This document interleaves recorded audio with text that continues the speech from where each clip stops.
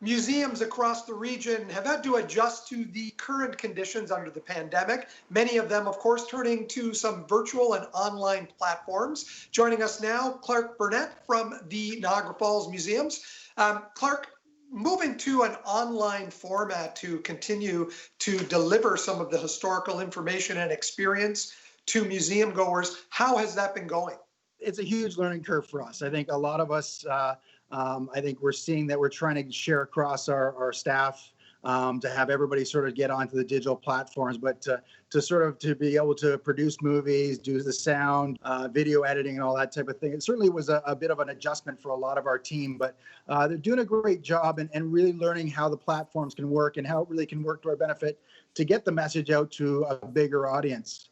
The approach we really took with this was to look at things. Okay, so people have things that we want to educate about them now, but we also want to develop things that had longevity, that had a legacy. So we went really fast into looking at, okay, what platforms, what apps, what ways can we develop something that, is great for the here and now, but also will live on as a legacy for researchers, for educators, for just people who want to learn more about Annie Edson Taylor or Blondin or all the other people and great stories of the city of Niagara Falls.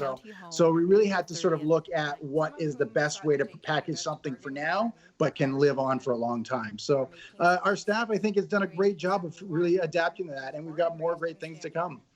Are these the short videos that you're releasing called History at Home? Yeah, History at Home was where we focused on things and trying to put out 2 a week to sort of get people to understand little short tidbits, right? 5 minutes, nice and digestible, some great photographs, and some behind the scenes look at the collection, some stories that you might know and some stories you might not know. And really, our staff is looking at things that we have great content, great stories to sort of fill out the Niagara Falls story. Has there been thought of doing a full walkthrough of the museum as almost a live event? Is that a possibility? We were actually looking at a few quick things, and we will be doing that. I think we're going to be, our curator is moving into that format, and right now we're adapting whether that's a live format or a tape format, again, to create that legacy component, because there's that 2 different angles to it, right? If it's a live event, it really doesn't have that longevity. So we're really balancing out how to go at that best. The other thing we had to do is we had to get permission, and we only got that relatively recently to do so in our temporary gallery because we don't own the exhibition that was in there when we had to shut down. It belonged to the Canadian History Museum. We had to get the rights and the approval of theirs to be able to do that. So our curator will be developing that very shortly as well. Is that the World War Women exhibit that you're talking about? Absolutely, the great exhibition. So you have that now for an extended time, but you can't invite people in to see it. Not yet. So hopefully we can in the near future, but we did extend it out, and it's a great exhibition. We're happy to sort of have it for an extra time, and if the time comes that we can open up our doors, it's a great exhibition. But like I said, we had to get the approval for people to sort of be able to see it in that format. And like I said, we are going into that frame of mind right now. Clark, the museum is not just a place for people to tour and learn about history. It's also a meeting place. You have a Thursday night series, and you are planning to go ahead with that Thursday night series online. Yes, absolutely. And we've just released a lecture I developed a little while ago on hydro. So we released that last week.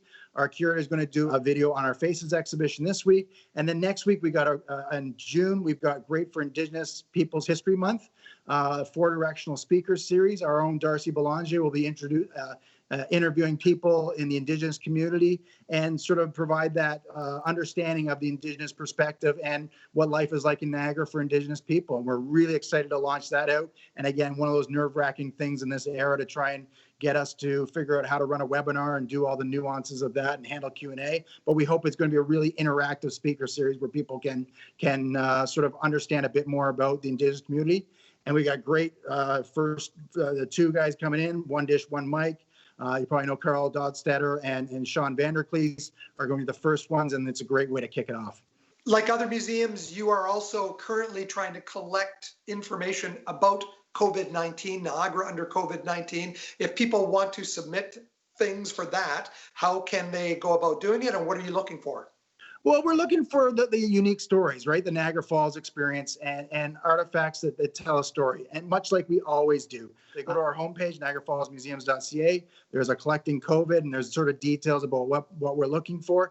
And it's hard to sort of explain what we're looking for. But if there's, the first Massey Award, we don't know what we want until we see it. It's a really tricky aspect. But we're looking for something that we feel 50 years from now, 100 years from now, can tell the COVID story from a Niagara Falls perspective, which is always our focus. We're not looking at that national perspective or a provincial perspective. What is the Niagara Falls story in this pandemic, and how can we tell that story?